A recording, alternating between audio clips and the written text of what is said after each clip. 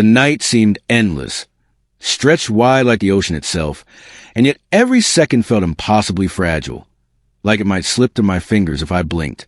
Peter held me there on the porch, his hands anchoring me as though he feared the same thing, that this moment, this fire, might vanish if we let go.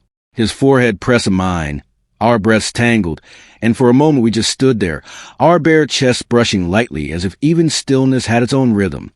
His eyes searched mine, not for permission, we'd already crossed that threshold, but for something deeper, reassurance, belonging, a silent answer to a question he hadn't spoken. I gave it to him the only way I knew how. I kissed him, hard and hungry, pouring every ounce of my own wanting to press on my lips, the tug of my hands at his waist, the desperate pull of my body against his. And just like that, the storm broke again. Peter lifted me effortlessly, as though the weight of my body was nothing compared to the weight of what he felt for me. My legs wrapped around his waist instinctively, and he carried me deeper into the porch shadows, pressing me back against one of the thick wooden beams that held up the roof, the rough texture that would bit into my skin, but I didn't care. All I felt was him, his strength, his warmth, the unshakable power in his arms as he pinned me there with nothing more than his body and his need. "You make me lose control," he growled, his beard brushing against my cheek as he pressed hot, open-mouthed kisses along my jaw. "Then don't control it," I whispered back, breathless. That was all it took. His lips crashed against mine again, rougher this time, his tongue demanding entry, claiming me. My fingers dug into his shoulders, pulling him closer until I could no longer tell where I ended and he began. The heat between us was unbearable, and yet I wanted more, needed more. He shifted, his hips pressing hard against mine, and a broken sound left my throat. The night air was thick, the salt clinging to my skin, but the only thing I tasted was him. Minutes blurred, or maybe it was hours. I couldn't tell. The ocean crashed, the palm trees swayed, but none of it existed outside the space Peter and I had carved for ourselves on that porch. Eventually, he pulled back just enough to look at me, his chest rising and falling in rapid bursts. His eyes, dark and wild, softened with something I hadn't expected to see in the middle of all this hunger, vulnerability. "This isn't just a desire for me," he admitted, his voice low, hoarse. "Not anymore." I froze, my body trembling from the weight of those words. Desire I could handle. Desire was fleeting, safe, excusable.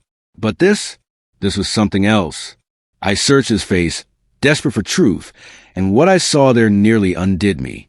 He wasn't saying it for effect. He wasn't playing with me. He meant it. And somehow, despite the storm in my chest, I found my voice. Not for me either. That was when his touch changed. If before it had been fire, now it was fire wrapped in reverence. His lips softened, his hands gentled. Every movement still urgent, but now layered with something deeper, something that made my throat ache and my heart stumble. He lowered me back onto my feet, steadying me with both hands at my waist. Then, slowly, he walked me backward until the railing of the porch pressed into the backs of my thighs. The world seemed to pause there, hanging on the edge with us. His thumb brushed across my lower lip, his gaze never breaking from mine. "I want to remember everything about you," he said, almost to himself. And he did. Every touch, every kiss, every press of his body was deliberate now, like he was memorizing a language written only on my skin. My hands threaded into his hair, my nails scraping lightly against his scalp, and the sound he made in response was raw, unguarded. The moon shifted higher in the sky, painting us in pale silver, and for once, I didn't care who or what was watching. The ocean could watch. The stars could watch. The whole damn world could watch. Because this wasn't shame. This wasn't hiding. This was everything I'd been starving for, laid bare beneath the Florida night. At some point, he pressed his forehead against mine again, both of us gasping, clinging, trembling. His beard tickled my chin, his sweat mingled with mine, and all I could do was hold him as tightly as he held me.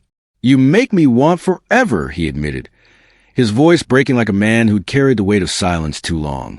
The words hit me harder than his hands ever could. My chest tightened, my eyes burned, and my lips parted in shock. Forever. He wasn't talking about tonight. He wasn't even talking about tomorrow. He was talking about every night, every tomorrow after. I kissed him before he could take it back, before fear could steal it from us. My lips pressed hard against his, sealing the promise between us without hesitation. Then, forever, I whispered into his mouth. The night didn't end there. It stretched on, spilling across hours we never bothered to count.